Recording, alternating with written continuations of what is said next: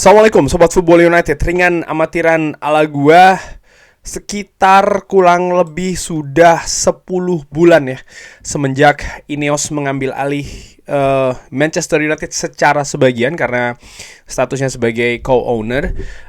Di bulan Februari tahun 2024 ini pengambilan sejumlah 27,7% kepemilikan dari Manchester United senilai 1 miliar pound sterling total ya, ini diselesaikan. Manchester United memiliki dua pemilik nih ya, Glazer dengan Sir Ratcliffe, Ineos, tim Ineos. Dan ya setelah itu Ineos mulai nih ya membentuk manajemen, memasukkan orang-orang baru, dengan harapan ada perubahan setelah Manchester United ini di musim pertama yang penuh Ineos berada di Old Trafford, ada perubahan yang signifikan dibanding dengan musim lalu, terutama dari sisi prestasi. Menurut gua, sebagian besar fans berharap demikian. Ketika Ineos ini masuk di bulan Februari, sementara kompetisi berakhir di bulan Mei ya, jadi kurang lebih ya setengah musim lah ya Ineos ini berada di Manchester United. Wajar jika banyak pendapat yang mengatakan tunggu dulu nih ya, masih belum bekerja, masih menganalisa, proses masih baru dimulai, orang-orang yang ditunjuk masih belum datang dan masih belum bekerja, banyak hal. Tapi yang terjadi di akhir tahun 2024, dimana kalau gue bisa bilang di awal tahun 2024 Ineos itu masuk, Manchester United ya kalau dilihat dari sisi peringkat ya, apa yang terjadi di klub ini, peringkat liga jauh tertinggal, jauh dari harapan sementara ini tentu saja. Lalu ada kekacauan juga ya menurut gue, pergantian pelatih atau manajer di awal musim, belum sampai tengah musim bahkan ya, di bulan Oktober ya kan. Lalu Dan Ashworth, lalu Sir Alex Ferguson, lalu yang tidak lagi memiliki posisi sebagai Global Ambassador Club ya. Ini juga menimbulkan banyak kontroversi.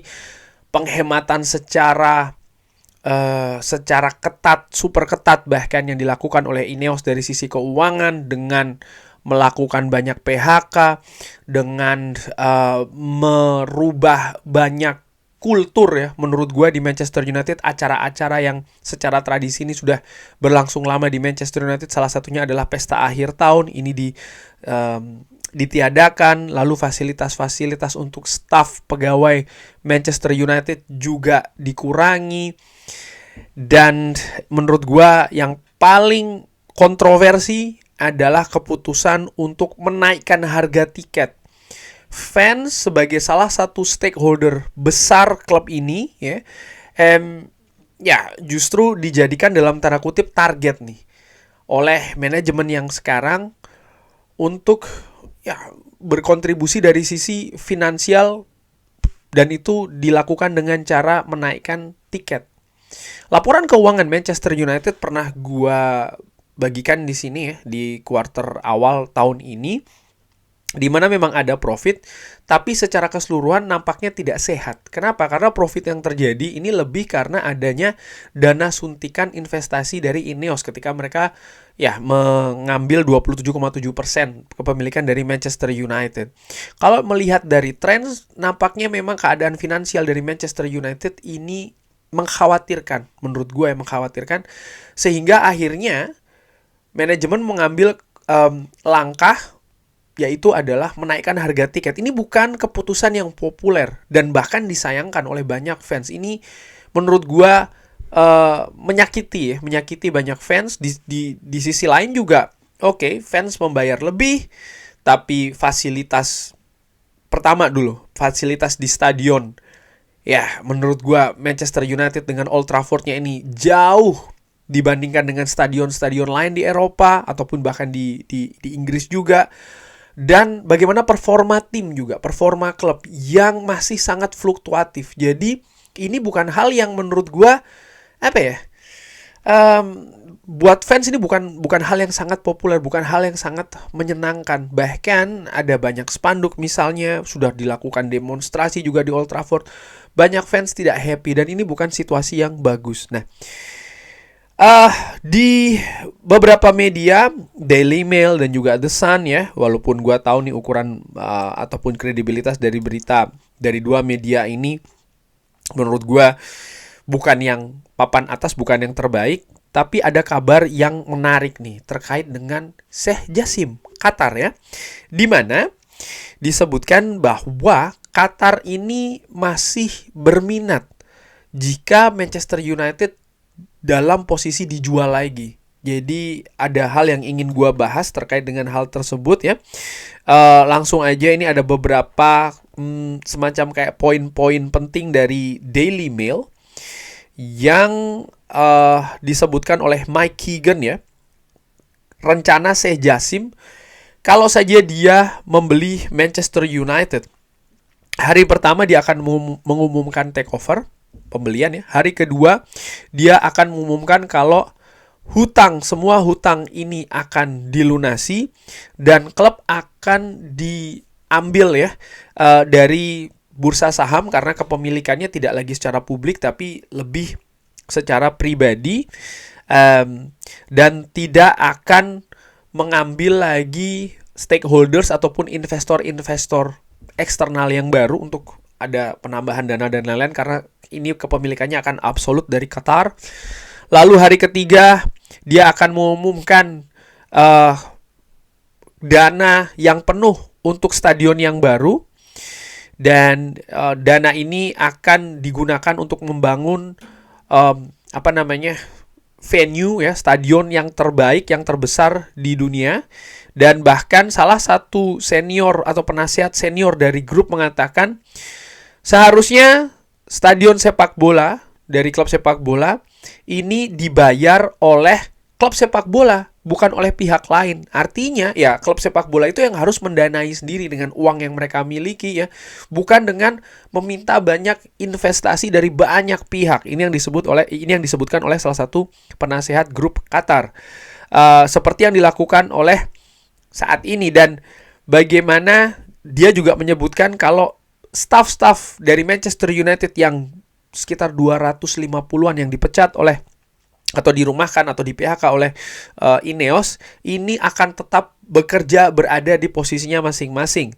Lalu Sir Alex Ferguson juga akan diberikan posisi di board penasehat ya, dan tidak dalam tanda kutip dipecat. Dan ditambahkan juga oleh penasihat tersebut bahwa Sheikh Jassim ini adalah masih orang yang sangat kaya, dia masih seorang fans dari Manchester United, dan dia juga tidak terburu-buru atau ingin mencoba membeli klub Premier League lainnya. Kalau kesempatan untuk membeli keseluruhan dari Manchester United timbul lagi ya, ada lagi di masa depan, dan ya ini saat ini disebutkan ya akan sangat sulit untuk kurang lebih interestnya ataupun keinginannya itu masih ada dengan rencana untuk membeli Manchester United. Rencana terus ada di sana kalau sekali lagi Manchester United ini dijual. Stop exploiting loyalty.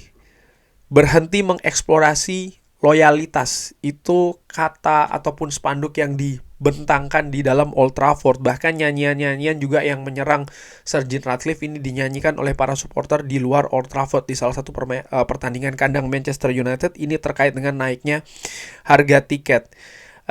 Dan ini juga hanya satu poin dari banyak hal yang tadi gue sebutkan, yang memang sejauh ini masih ada banyak hal yang negatif di Manchester United setelah Ineos masuk.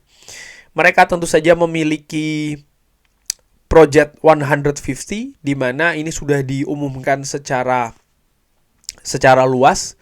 Omar Berada mengatakan di 150 tahun klub nanti di tahun 2028 targetnya adalah Manchester United kembali menjadi juara liga.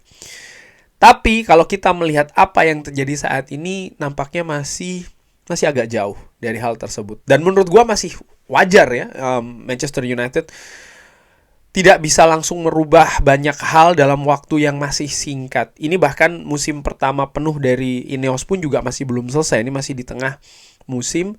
Dan targetnya pun juga masih sekitar 4 tahunan lagi ya, di tahun 2028.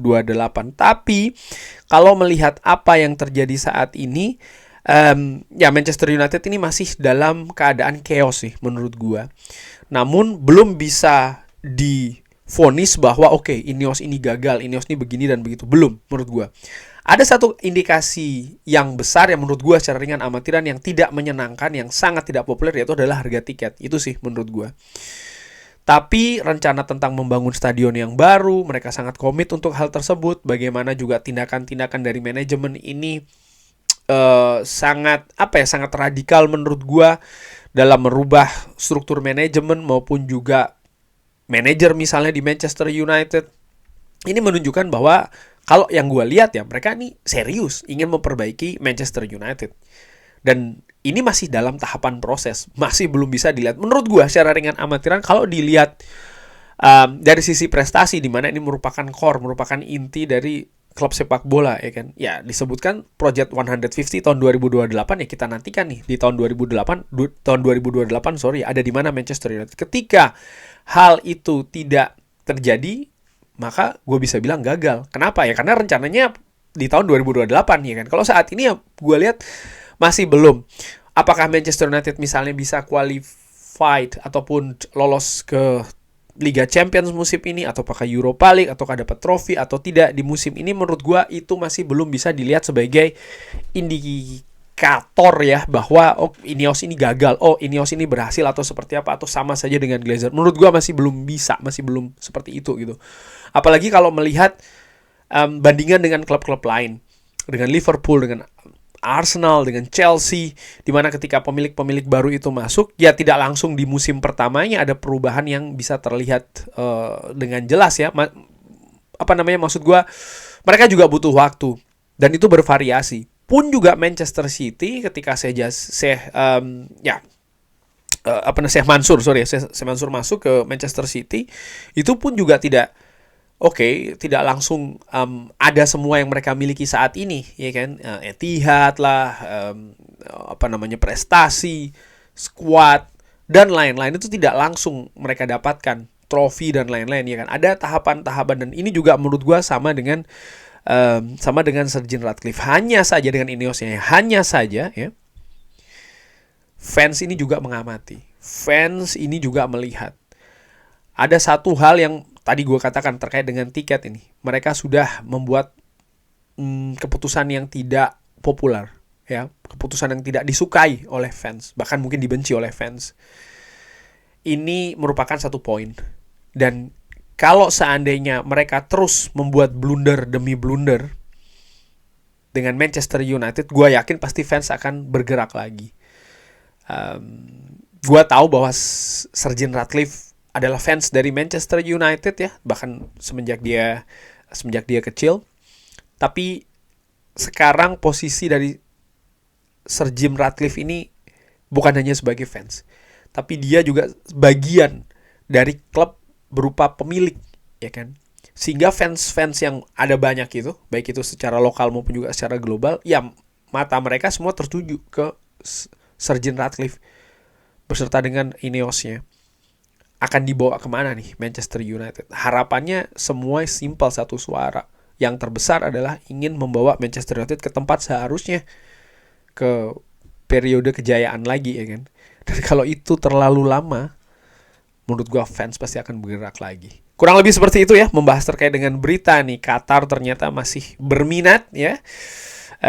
Namun ya menarik kalau Qatar ingin memang berminat, kenapa pada saat itu tidak langsung diselesaikan semuanya, ya kan ya, harga yang diminta oleh Glazer, ataukah mereka ada pertimbangan lain? Gua tidak tahu. Tapi bagaimana menurut Sobat Football United ini terkait dengan kabar tersebut? Silahkan drop di kolom komen. Terima kasih sudah menyaksikan.